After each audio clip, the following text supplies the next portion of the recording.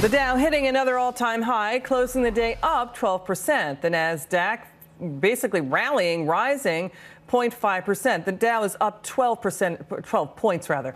And the S&P 500 had a record close, rising less than 0.5%, while the Maxine Waters crowd, including Maxine herself, doesn't see it that way.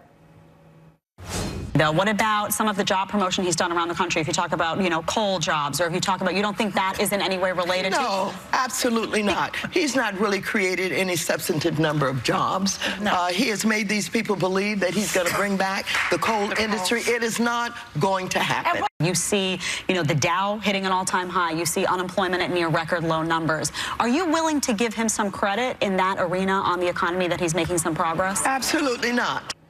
Let me correct myself. The Dow is up 25 points. Joining me now, money managers Jonathan Hoenig and Scott Martin. Jonathan, most consecutive record closes since February, 35 since President Trump took office in January.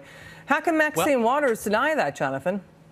Well, I don't think she's denying the market's at an all-time high. What I heard, Liz, was Maxine Waters denying that the president is going to bring back coal jobs. And she's right on this. She's right. I mean, this country has been losing coal jobs since the 1920s. So why in the heck would the president want to spend an ounce of taxpayer money or subsidy bringing back these jobs? I mean, my God, Liz, we get a full employment if everyone was a subsistence farmer. But this notion of working to bring back, elevator operators, Pullman porters, or coal miners, I think exactly the wrong function of government. To your point, I hear what you're saying. She's talking about coal jobs, but to our listeners on radio, Maxine Waters also going after the, Trump success, Scott, with the economy. I mean, and what he's doing in rolling back the regulatory smothering pillow on the banks and on the energy sector, right?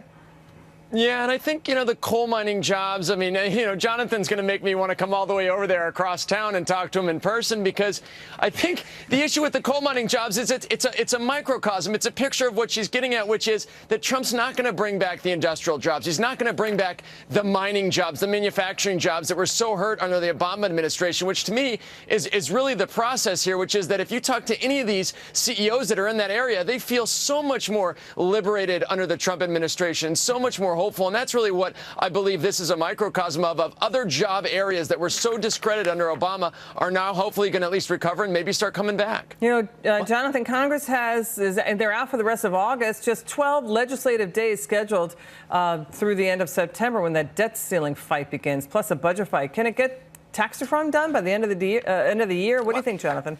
That's what worries me, Liz, is that, so much of, I think, of this tremendous gain we've seen since the president's election has been predicated on, we knew it was going to be tough, but at least substantial tax reforms for Republican-held Senate, Congress, and presidency. So that's my fear. It's a bull market. I still think so with the all-time highs, but we're seeing those number of new all-time highs slow, and if we don't get tax cuts, look out below. Quickly, Scott, you got 10 seconds. What do you think?